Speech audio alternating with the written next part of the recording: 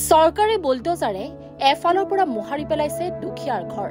জ্বলিছে জুই, সেই জুয়ে চাৰখাৰ কৰা ঘৰৰ ভিতৰলৈ দৌৰ মাৰিছে এটি কণমানিয়ে। তাই থিতাতে বুকুত নিজৰ কিতাপকেইখন সাৱটি ওলাই আহিছে। এই দৃশ্যটোৱে কন্দুৱাইছে জনতাক।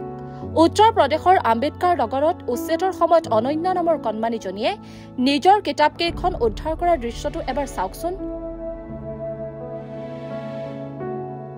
অযোধ্যা জিলাৰ চহৰখনৰ চৰকাৰী ভূমিত গঢ়ি উঠিছিল এটা অবৈধ কলনী, যাৰ বাবে প্ৰশাসনে চলালে উচ্ছেদ অভিযান। কিন্তু তেতিয়াও দুৰ্ঘটনাবশতঃ অগ্নিকাণ্ড সংঘটিত হল। বুলডোজাৰেৰে ঘৰ ভঙাৰ সময়ত জুই লাগি গল। তেতিয়াই কিন্তু হঠাতে ঘৰৰ ভিতৰলৈ দৌৰ মাৰিলে অনন্যাই। মাতৃৰ বাধা নেওচি তাই ঘৰৰ ভিতৰলৈ গৈ নিজৰ কিতাপ বহি উদ্ধাৰ কৰিলে। কিতাপকেইখন বুকুত সাৱটি লৈ থিতাতে ঘৰৰ পৰা তাই ওলাই আহিল। অনন্যাই অৱশ্যে ঠিকেই কৈছে। শিশুটিৰ মতে কিতাপ বহি জ্বলি যোৱাহেঁতেন তাই স্কুললৈ যাবই নোৱাৰিলেহেঁতেন। সেয়ে দৌৰি গৈ থিতাতে ঘৰৰ পৰা উলিয়াই আনিলে কিতাপকেইখন। ঘৰ ভাঙি পেলোৱাৰ পিছতো যাতে শিক্ষা গ্ৰহণ কৰিব পাৰে তাৰ বাবে কিতাপকেইখন উদ্ধাৰ কৰিলে অনন্যাই।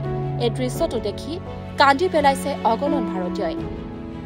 অনন্যাৰ মুখখনে বহুতকে আমনি কৰিছে। কান্দি কান্দি শিশুটিয়ে ঘৰৰ পৰা কিতাপ উলিয়াই অনা দৃশ্যটোৱে প্ৰকাশ কৰিছে দেশৰ প্ৰকৃত ছবিখন।